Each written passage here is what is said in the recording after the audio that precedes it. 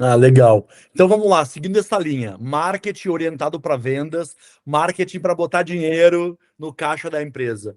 Tenta me fazer um passo a passo. Qual é o primeiro passo? Então vamos lá, que eu resolva fazer isso, eu vou contratar uma assessoria, ou vou contratar a tua assessoria aí, mas não pensa muito no escopo da prestação de serviço da V4 Company. Vamos pensar com o olhar da área de marketing, do olhar do empreendedor de restaurante corporativo.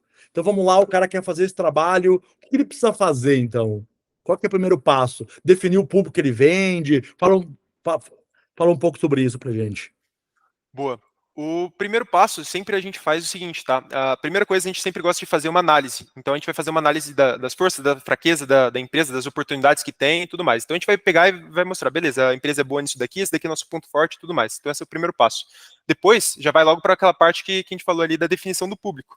Então, que nem você mesmo disse, para vender ali para o B2B na parte de restaurante corporativo, muitas vezes é o RH, é o setor de compras. Então, a gente tem que segmentar, definir esse público, definir uma persona ali, tá?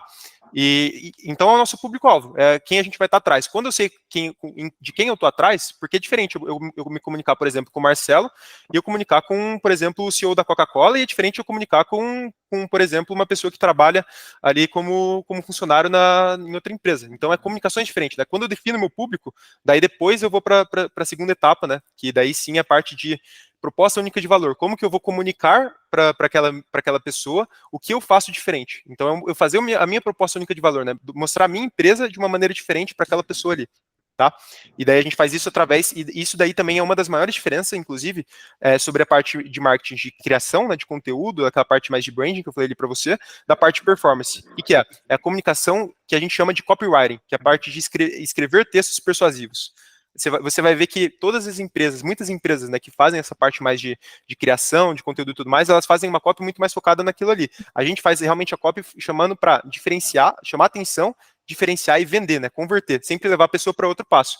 Não estou falando que vender necessariamente, que nem você disse, no e-commerce é isso. Daí é só uma das formas de você vender e não necessariamente nem é o tema do que a gente vai estar falando aqui. E sim a gente converter, de levar a pessoa para o próximo passo. O próximo passo é chamar no WhatsApp. Então, de uma maneira prática, então a gente precisa definir quais são as forças, as fraquezas, as oportunidades que a gente tem ali. Depois disso, a gente define qual que é o público que a gente está atrás, o nosso público-alvo, e a gente faz a proposta única de valor. Então, os primeiros 3 passos são esses daí, Marcelo. Tá, deixa eu te perguntar então, sobre a proposta única de valor. Porque na realidade, né, apesar de que no fim do dia todo mundo está fornecendo refeições, normalmente é almoço, às vezes tem café da manhã, café da tarde, jantar, não importa. Está fornecendo refeições para os funcionários, para os colaboradores do teu cliente. No fim do dia é isso. Mas cada empresa, né, Léo, tem uma peculiaridade, tem a sua fortaleza, tem o seu jeitinho.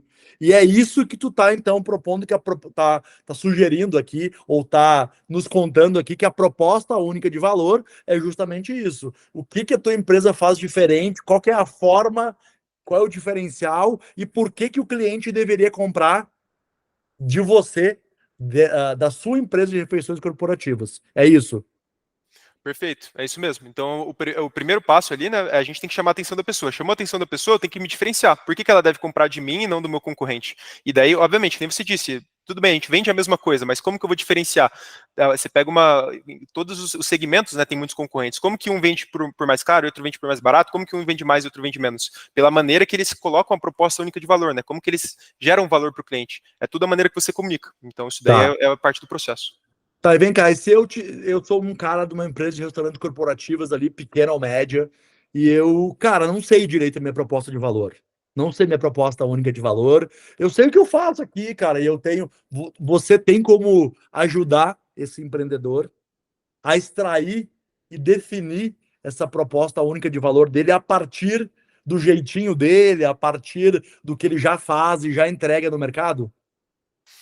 Exatamente. Uma coisa muito importante que você falou, não tem como eu passar, por exemplo, num podcast sem eu conhecer a pessoa, né? Como que eu Isso. vou pegar a proposta única de valor da empresa?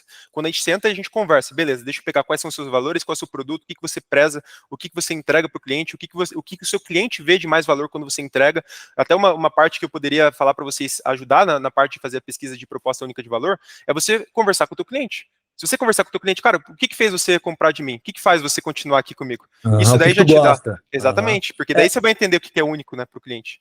sim, eu entendo isso. Inclusive, só para a gente reforçar aqui o que você está falando, né? Proposta única de valor a gente não inventa. Não tem como inventar e escrever uma coisa bonitinha. Proposta única de valor é uma coisa que você já entrega. O que você pode ajudar, então, ou seja, através de perguntar para o próprio Uhum. cliente, ou você pode ajudar com algumas ferramentas ali, É é extrair a, isso dele, né? a extrair Extrair. isso de Uhum. uma realidade que já existe. É Exatamente, é isso. extrair. Então a gente tem um método, obviamente, onde a gente faz reuniões esporádicas, a gente pega ali o track record da empresa, a gente pega ali também os clientes, a gente vai lá e liga para os clientes, a gente entende ali, então, como que eu vou extrair da tua empresa qual que é a proposta única de valor, como que eu vou passar essa mensagem de uma maneira que realmente seja boa para o nosso cliente, potencial cliente, né? Exatamente Boa, isso. legal. Então vamos seguir aqui nessa jornada. O cara foi lá, então definiu as forças, as fortalezas do público-alvo, tá com a proposta única de valor entendida. E aí, quais são os próximos passos? Fala mais uns dois ou três aí, depois a gente vai argumentando no meio aí dessa conversa. Boa. Então, depois que isso daí foi definido, então você já definiu o canal, você provavelmente já definiu também a questão da verba, né, que você vai estar anunciando ali, porque tudo isso que a gente está falando da parte de marketing de performance tem a diferença, né, da parte do orgânico e da parte do pago. O que a gente está falando aqui é da parte do pago. Então, você definiu qual canal você vai estar. Obviamente, você pode estar no orgânico em todos, inclusive a parte de restaurante e corporativo, é muito importante você estar em 3 canais especificamente, tá? Que é a parte do LinkedIn, a parte do Meta, né, Instagram e Facebook, e a parte do Google. Esses são os 3 canais que são essenciais. Claro que você pode adicionar, mas esses são as bases. Não necessariamente você precisa anunciar para todos. Daí é o que eu te disse, que é para você fazer pesquisa ali sobre a tua empresa, para a gente entender qual que precisa ser feito, né? Ah, tá. Definido, então, o público-alvo, Uhum. baseado nisso, tu pode, então, definir quais são os canais prioritários. Exato. E Qual tu canal? trouxe aqui qual Isso. canal ou quais os canais prioritários para anúncios pagos, para investir Exatamente. dinheiro. Não só qual canal, mas qual que é o tamanho do público. Por quê? O que, que vai dizer para mim quanto que eu tenho que investir? O tamanho do meu público e o quanto que eu espero também faturar baseado em algumas métricas. A gente na V4, a gente sempre acredita muito que tem um valor mínimo e um valor máximo que você não pode investir mais do que aquilo ali para quando você começa. Eu sempre gosto de passar isso, inclusive, para empresas. O que, que é na prática disso, tá? Para mercado B2B e tudo mais. Se você está começando, a gente não recomenda você investir menos do que 1.500, R$ 2.000 ali, tá? Mais ou menos esse valor. E não recomendo você investir mais do que R$ 5.000. Porque isso daí você vai estar basicamente torrando um dinheiro que você não precisa. Você consegue coletar esses dados inicialmente, né? Então você vai definir o canal, você vai definir ali o tamanho do público, quanto que você vai investir em torno daquela range ali, né? Do preço ali que eu falei ali para vocês que dá para ser investido. E daí depois disso, daí sim a gente vai para o próximo passo, né? Então o primeiro passo é isso daí, a gente definir quais são os canais, que são aqueles 3 que eu falei para vocês, e a verba que vai ser anunciada. Legal. Falando de restaurante corporativo, então, Uhum. eu, com a minha humilde opinião aqui, a minha visão que eu já, dentro da minha atuação, tu comentou então que o LinkedIn é um bom canal de aquisição, tu comentou Só também do um. Google, que pode ser um canal, essa é uma dúvida, mas aí eu sei que você faz pesquisas e Sim. vê então se tem gente procurando no Google ali esse tipo de produto, e você falou do Meta também, que o Meta é o Facebook, o Instagram. Esses 3 canais, então, seriam os que tu iria olhar num primeiro momento para iniciar um projeto. É isso, né? Exato. E só para justificar aqui rapidinho o porquê dos 3, tá? Só para vocês pegarem um princípio. Primeira parte, por que o LinkedIn? Porque quando a gente fala ali do setor de RH e de compras, o pessoal está muito presente no LinkedIn. Isso daí é com certeza nenhuma. Só que o LinkedIn não é um canal barato. Isso daí é muito importante falar. Quando a gente está falando ali de aquisição, né, de adquirir um público, trazer um lead ali, que é a pessoa, o lead, então, é a pessoa interessada, né? Então, eu anunciei, a pessoa tá interessada, ela vai lá e vai se cadastrar, ou ela vai mandar uma mensagem para mim. No LinkedIn, não é barato, mas o seu público tá ali, sem dúvida nenhuma. O público do restaurante corporativo tá ali. Então, você primeiro precisa definir isso daí. O Meta, uma outra coisa também, muitas empresas perguntam isso, cara, como que eu vou vender através do Instagram, do Facebook? Porque minha mãe tá mexendo no Instagram e no Facebook.